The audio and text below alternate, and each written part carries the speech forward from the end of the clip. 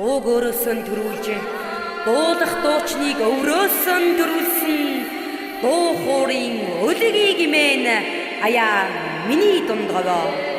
Уран тэлмэн хуурын ганган чавтас дэргүүлж, уртын сайхан дууны хөнгөн нуглаан шуран хайлж, өгшил сайтай хүлгийн алтан жолоог өргүүлсэн уянгийн цэнхэр өөжин гимэн аяа миний дундгаваа.